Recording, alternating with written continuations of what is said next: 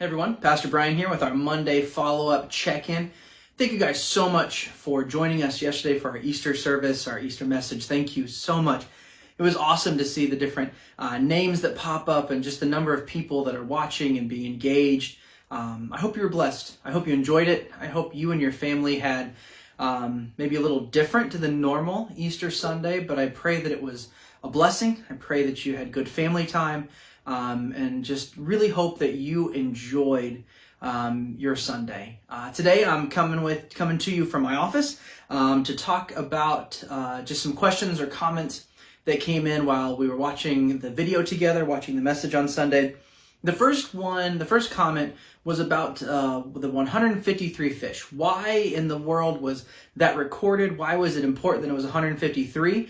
And I'm gonna be honest, I have not found anything that tells me why 153, if there is any importance to that number or anything. I've looked at all different places. The only thing that I've come up with at all is two kind of reasons. One was so that the story didn't get bigger. You know, the idea of a fish tail, that the fish was a 2 pound, then it was a 4 pound, then it was a 6 pound, that John recorded it so that it couldn't grow, that God did an amazing thing, but it was 153, not 300, not 450, 153. And two, it was there to show you just how immense the catch was. And it was specific because no one would have believed him.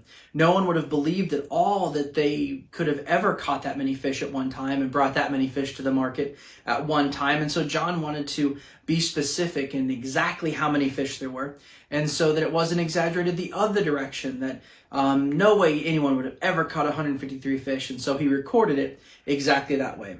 The second question or comment came about when Jesus hollered out to the disciples who were out fishing, have you guys caught anything? And it says that they didn't recognize his voice. He uses the phrase sons or children. Sorry, it was children. He said, children, have you caught anything? And in the context in the original Greek, that phrase, children, was one that was used quite often to get people's attention, to kind of like a gentleman. Hey, you guys, is what he was saying. And so it's still interesting to me how they didn't recognize him. They were 100 yards away, so I'm not sure if they didn't recognize his voice or couldn't quite make out who it was. But because of who Jesus was and the different times that he told them to fish in certain places or go catch a fish and inside you'll find what you need, Jesus had a way of telling them how to catch the fish. And so I think that the moment that this guy on the shore said, hey, throw your net on the other side of the boat, I think these guys began to understand this was Jesus, and this was him coming back to them, appearing to them, there's what I'm looking for, appearing to them once again. And so I think that they knew pretty quickly it was Jesus, but to begin with, they weren't quite sure. But it's kind of a Jesus-y thing to do, to not just appear to them exactly the way that they wanted, exactly the way that would have made them comfortable, or in a way that would have maybe made the most sense to us. Jesus rarely worked in what makes sense to us.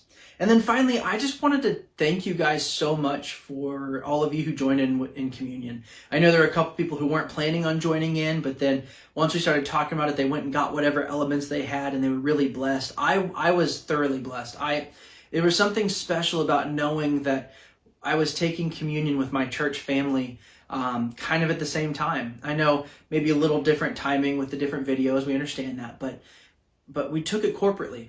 We took it together as a family, and that was really, really special to me. And guys, I would love to know what you used for your elements. If you would comment on this video, just what elements you used. At my home, I had coffee and a cracker. I think my wife had water and a cracker. And so whatever you guys used, I'd love to know that. And again, thank you so much for doing that with us. That really blessed me, and I hope it was a blessing to you as well. Guys, thank you for tuning in to our Monday follow-up, our Monday check-in.